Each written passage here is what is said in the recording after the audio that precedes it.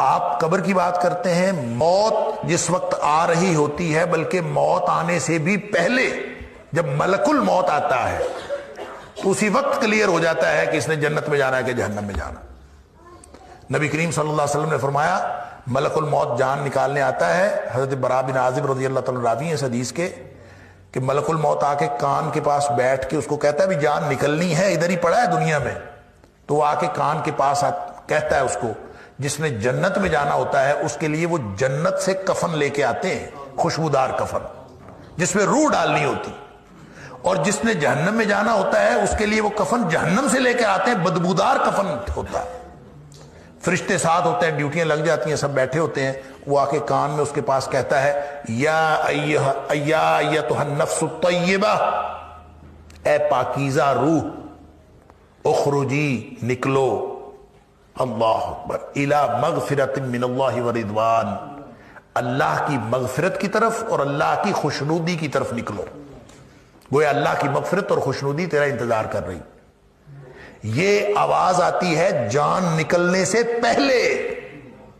اسی وقت پتہ چل جاتا ہے کہ اللہ کی خوشنودی میرا انتظار کر رہی ہے، اللہ کی مغفرت میرا انتظار کر رہی ہے۔ لہذا نبی کریم صلی اللہ علیہ وسلم فرماتے ہیں پھر وہ بھاگ کے نکلتی ہے وہ روح، جس کو پتہ چل جائے اسی دنیا میں پڑے پڑے کہ میرا اللہ مجھ سے خوش ہے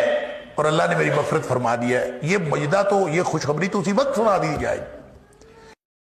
فوراً نکلتی ہے، ایسے جیسے مشک پانی کی بھری ہوئی ہو، اس کا بند کھول دیا جائے اور یوں جیسے ایک دم پانی نکل جاتا ہے وہ نکل جاتی ہے آسانی سے، اور فرشتے اس کو اس جنتی کفن میں لے کے خوشبودار کفن میں لے جاتے ہیں۔ لمبی حدیث ہے۔ لیکن جو دوسرا کافر اور منافق ہے اس کے پاس وہ جہنم سے کفن لے کے آتے اور اس کے کان کے پاس آ کے کہتے ہیں یا ایتھا النفس الخبیثہ، اے ناپاک روح، اخرجی الی سخط من اللہ وغضب، نکلو اللہ کی ناراضگی اور اللہ کے غصے کی طرف، اللہ کی ناراضگی اور اللہ کا غصہ تیرا انتظار کر۔ جس کو اس دنیا میں پڑے ہوئے یہ پتہ چل جائے کہ میرے اللہ کی ناراضگی میرا انتظار کر رہی ہے، میرے اللہ کا غصہ میرا انتظار کر رہا ہے، تو وہ کیسے نکلے گی؟ تو نبی پاک صلی اللہ علیہ وسلم نے فرمایا فتفرق فی جسدہ، وہ پھر جسم کے اندر ہی چھپتی پھرتی ہے، باہر نہیں نکلتی، پھر اس فرشتے کھینچ کر نکالتے ہیں، اللہ اکبر۔ اور آپ نے مثال بیان فرمائی فَيَنزِعُهُ، پھر اس کو نکالتے ہیں کھینچ کر، کما ينتزع الصفود من الصوف المبلول، جس طرح گیلی اون کے اندر لوہے کی گرم سلائی ڈال دی جائے اور اون اس کے اندر چمٹ جائے تو پھر اس کو کھینچ کر نکالا جائے تو جس طرح وہ اون تار تار ہو جاتی ہے، فرمایا اس طرح سے فرشتے اس کو کھینچ کر نکالتے ہیں۔ تو یہ تو اسی وقت پتہ چل جائے گا بھائی، آپ قبر کی بات کر رہے ہیں، یہ تو یہاں موت آتے وقت، موت کے وقت پتہ چل جائے گا کہ میں جنتی ہوں کہ جہنمی ہوں۔ اللہ اکبر، دیکھ رہے ہوئے موت ویسی ہے۔ تو یہ سارے مراحل اسی کے مطابق طے ہوں گے، اسی میں ایک مرحلہ اعمال نامے دیے جانے کا ہے اور اسی میں مرحلہ جو ہے وہ پھر جنت اور جہنم کی طرف چلے جانے کا ہے۔ یہ سارے مراحل ہیں لیکن سسپینس کہیں نہیں ہے۔ یہ کہنا کہ سسپینس ہے، سسپینس والی بات جو ہے وہ میں نے ازراہ تفنن کہا تھا کہ آپ نے خود ڈالی ہے، تو بات یہ ہے کہ سسپینس کوئی نہیں ہے، یہ تو شروع سے پتہ چل جائے گا، لیکن مراحل اسی طرح سے جاتے جائیں گے۔ اور جو اس کا مطلب یہ ہے کہ جو شخص اعمال نامہ بائیں ہاتھ میں جس کو ملے گا وہ اس وقت تک کوئی نہ کوئی توقع رکھے گا کہ شاید میرے اگلے حالات ٹھیک ہو جائے، ہو سکتا ہے ایسی بات ہو، اس لیے وہ دیکھتے ہی جو ہی اس کو اعمال نامہ ملے گا تو وہ کہے گا کہ یا لیتنی لم اوت کتابیہ، اے کاش مجھے اعمال نامہ دیا ہی نہ جاتا اور میں اس سے پہلے ہی مر جاتا، موت آئی تھی، موت کے بعد میں مجھے دوبارہ زندہ ہی نہ کیا جاتا۔ تو اس کا مطلب ہے وہ جو اگلا عذاب دیکھے گا اس کے مقابلے میں پچھلا عذاب تو کچھ بھی نہیں ہوگا،